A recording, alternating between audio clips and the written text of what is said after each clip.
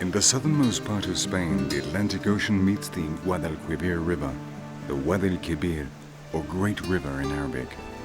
The sand-laden tides, the wind and the waves compete with the mud, which is drawn by the river from the Sierra Morena, resulting in a changing world.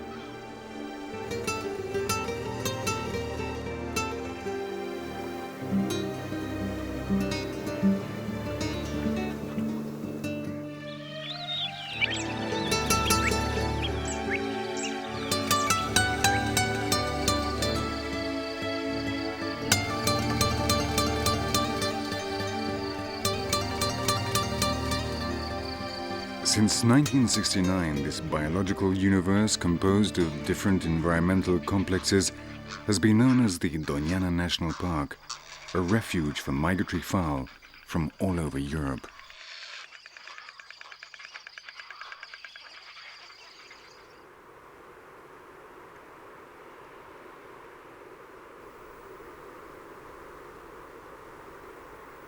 The population in Doñana has always been scarce due to the difficulties imposed by the environment, but even so, man has used this land since antiquity.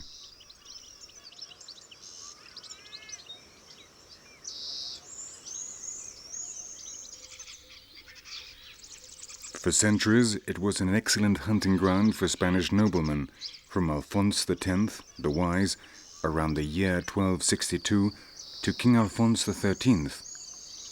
But it was the daughter of the famous Princess of Eboli, Doñana Gomez de Mendoza, who retired here to live, and from that moment on these lands came to be known as the Doñana Forest. From the earliest time, man has taken advantage of this natural environment to survive, giving way to the development of different arts and trades. Coal merchants, pine seed harvesters, coot egg collectors, and beekeepers have disappeared from Doñana, while others nonetheless remain. Coquina collectors still use a traditional ancient method for collecting these small clams that live in the sand. Walking backwards, they turn the ground over with their feet, uncovering the coquinas, which then get caught in the rake, and the net tied to the fisherman's waist.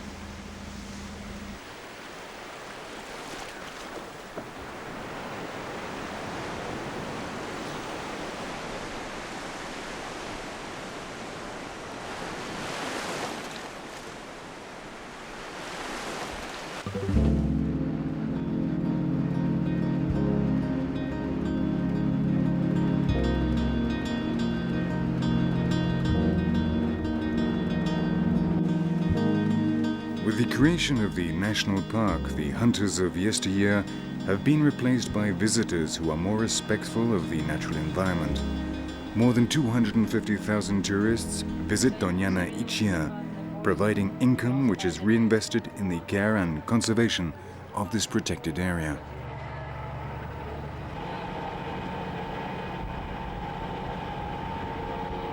The visits take place in park vehicles accompanied by local guides who are experts in Doñana's flora and fauna. The itineraries are restricted and strict conservation rules must be followed. Thus, the impact on the ecosystem is minimized while visitors take full advantage of the visit.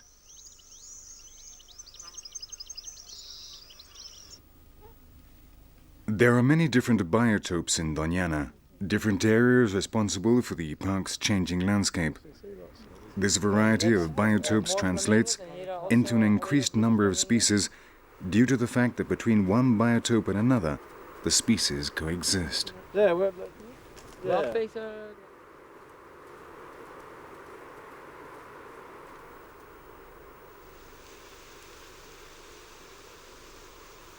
All of this environmental diversity owes its origins to the struggle between the Atlantic Ocean and the lands bathed by the Guadalquivir River. 3 environmental complexes have emerged in Doñana as a result of this millenary conflict: the marshland, the thicket or system of fossil dunes, and this, which covers the beach and the system of mobile dunes. The tides carry sand and shells to the beach, pushed inward by ocean winds. When the sand meets up with a plant, a dune begins to be formed. The buried plant then dies, and the dune begins to move inward.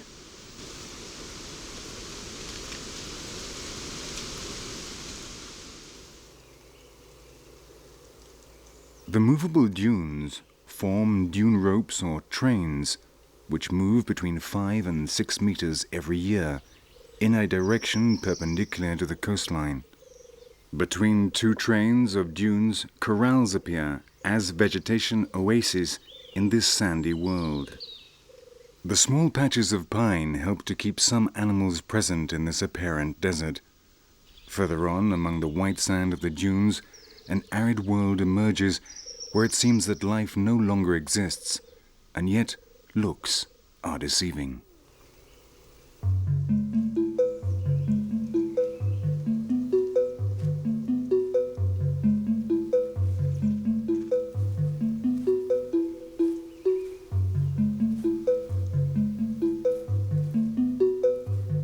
The elevated isolation of southern Spain increases the ground temperature of the dunes. Reptiles and amphibians, cold-blooded animals, take advantage of this circumstance to set their archaic metabolism in motion, and they frequently can be found in the white sand.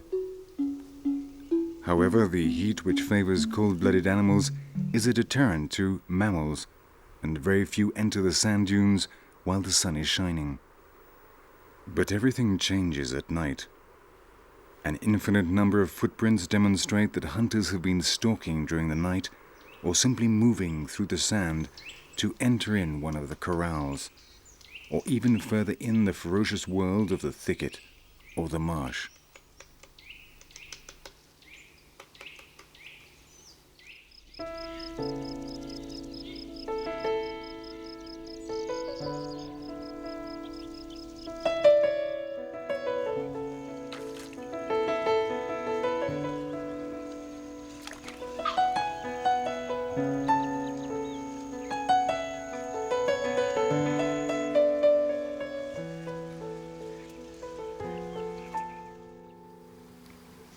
From a biological standpoint, the marsh is the most important area of Doñana, and undoubtedly the most productive, i.e. that which produces the greatest quantity of living matter per unit of time and surface.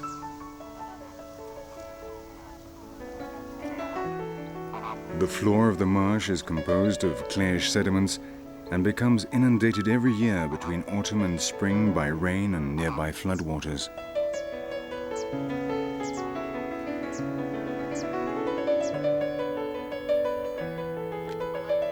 It is thus a system which depends very heavily on water and undergoes season transformations which mark, to a great extent, the rhythm of the entire park. The marsh changes from a lake in wintertime to a fertile meadowland in springtime. Finally, in the summertime, it is converted into a land scorched by the sun and the lack of rain.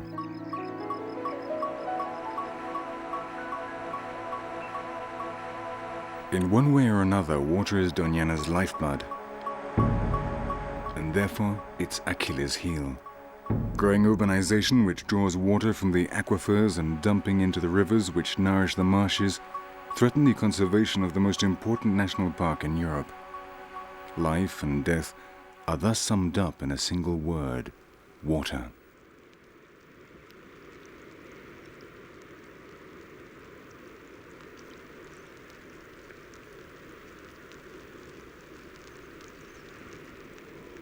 The shores of the Guadalquivir are one of the few places in the park that retain water throughout the dry summer months. The mouth crabs, a species of violinist crab, take advantage of the mud carried down by the river from the Sierra Morena to feed.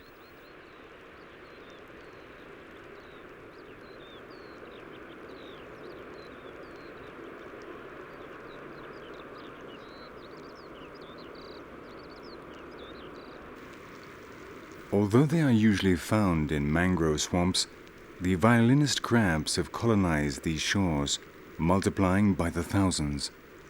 Males have one pincer, which is disproportionately large and white, which they use during courtship to attract females or to dissuade other males from invading their territory.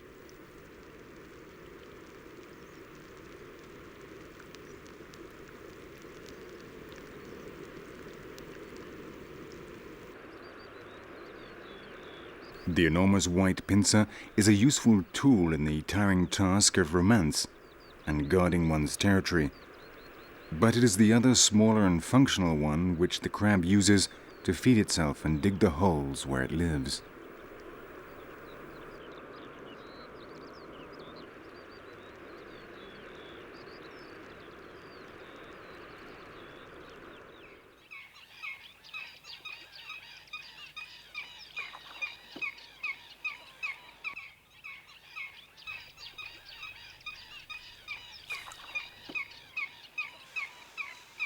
With the arrival of spring, Doñana becomes a bubbling spring of life. Abundant phytoplankton are produced during this period, which facilitates the proliferation of the water's entire biological chain. The vegetation grows and animals from fish to mammals, and especially fowl, appear by the thousands.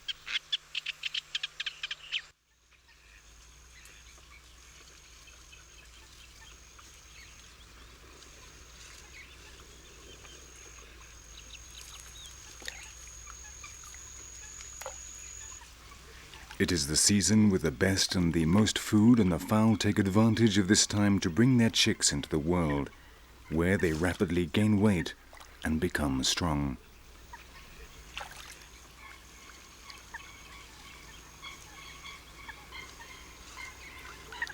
Under the watchful eye of their parents, the chicks learn to fend for themselves. The seaweed and green sprouts are the principal diet for these coots and moorhen. Until their offspring learn how to submerge, the parents are the ones who must dive to the bottom of the ponds in search of food.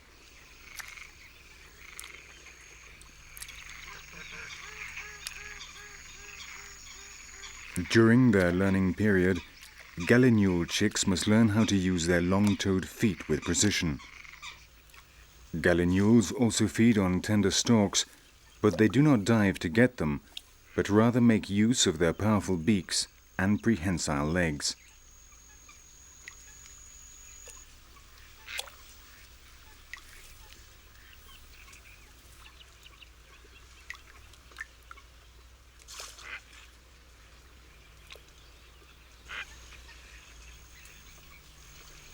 This task, which is easy for an adult, requires considerable effort by the chicks. Not only must they learn to use their feet, but they must also know how to choose the youngest stalks.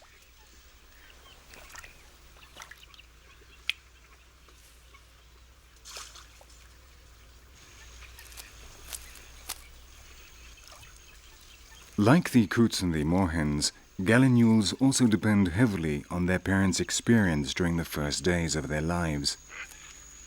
And not only at feeding time, they will also learn from them how and where to hide from the predators stalking the marshland.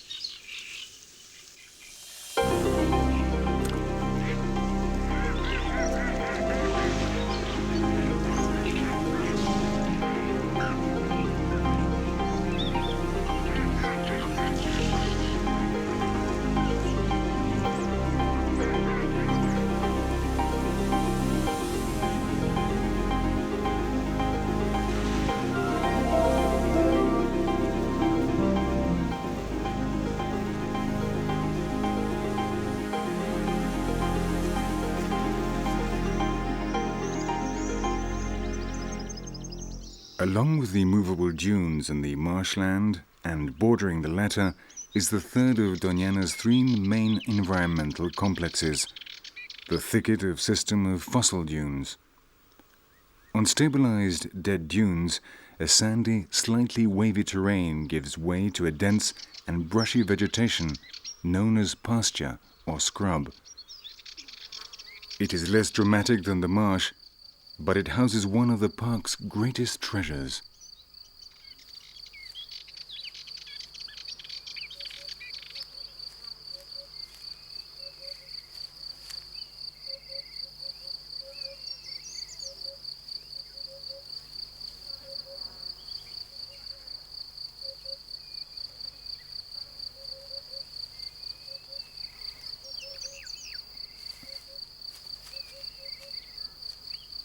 The Spanish lynx is a different species than that found in the rest of Europe. It is smaller with larger side whiskers and smaller but more numerous locks of hair.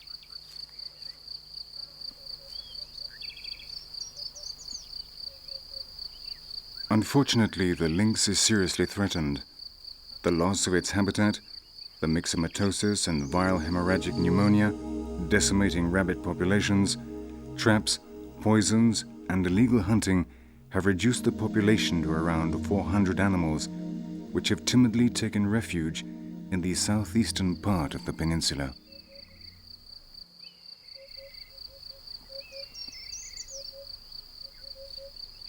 The largest of Spanish felines finds one of its best refuges in Doñana and plays a fundamental role in the preserve.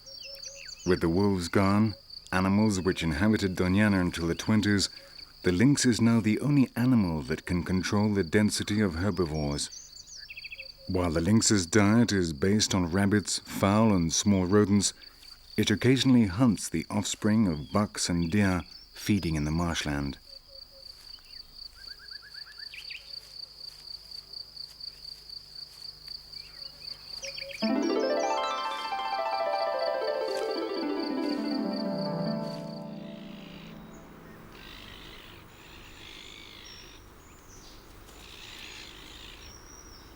The lynx is not the only hunter in the preserve.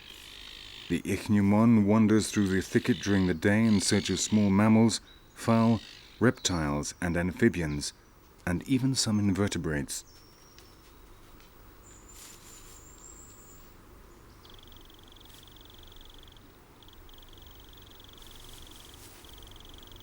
It is the only mongoose on the European continent.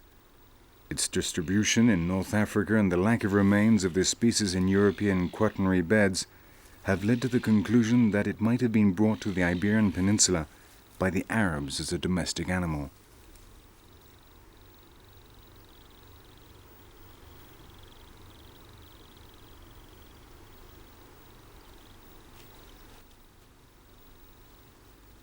The extremely well-developed senses of the ichneumon make them efficient hunters. Perhaps for this reason, Arabs use them as pets to keep snakes, mice, and rats under control.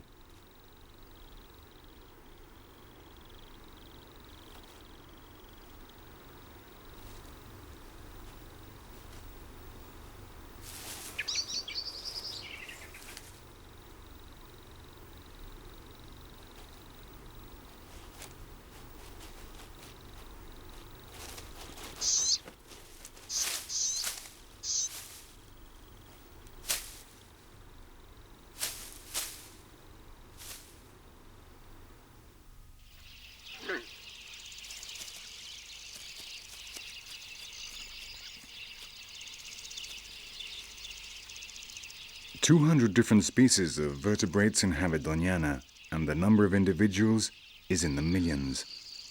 Of the 53 protected species which reproduce on the Iberian Peninsula and the Balearic Islands, 30 of them do so in Doñana, and only 5 in the park and bordering areas. Of the other 23 which do not reproduce here, at least 10 visit the area regularly.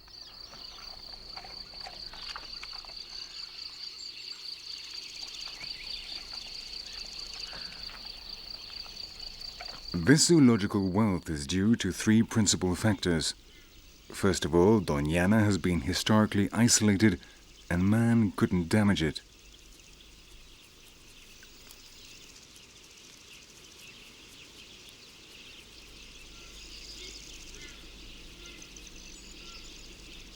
In addition, the high productivity of the bogs and the marshes can be considered among one of the highest in the world.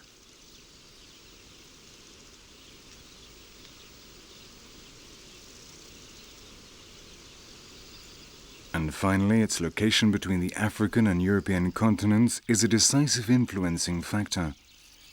When Europe is hit with a cold wave, Doñana receives the fowl which might have been living in intermediate waters.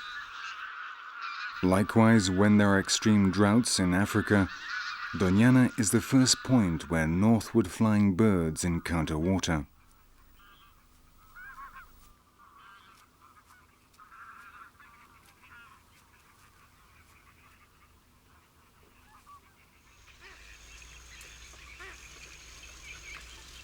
This attracts scarce animals such as the country goose, the horned coot, or the morito, the only European ibis, to the Doñana marshlands.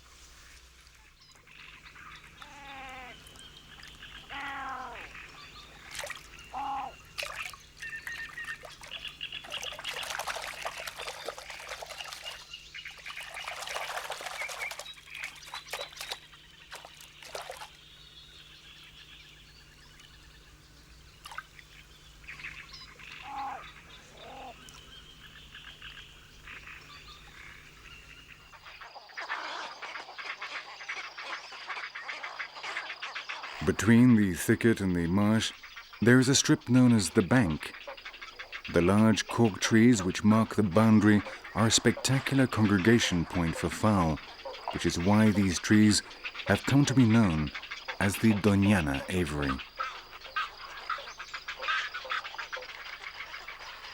In this noisy birthing colony, some 400 spoonbill couples, 100 heron couples, 800 egret couples, and more than 2,000 espulgabueyes couples have made their nests.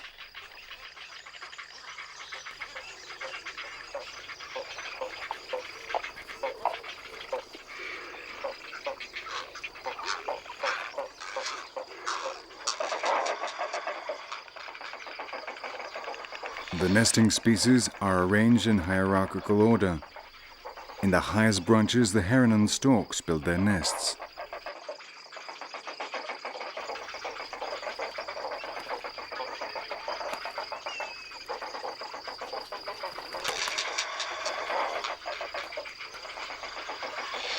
Below them, on the lower branches, the spoonbills make their nests, followed by cattle egrets and egrets.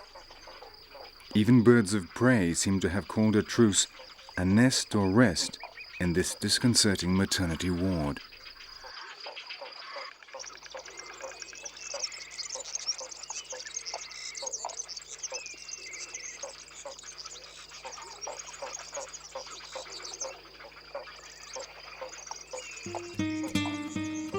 For the migratory birds of Europe, Doñana is an indispensable place of rest and sustenance. For scientists and naturalists, a key to European nature. And for the visitor, the place described by Abel Chapman at the beginning of the century. The Doñana Preserve has always seemed like a fragment of wild African solitude, uprooted and especially prepared for our personal benefit in this remote corner of Europe. For us, naturalists and lovers of strange savagery, Doñana is nothing short of a paradise on earth.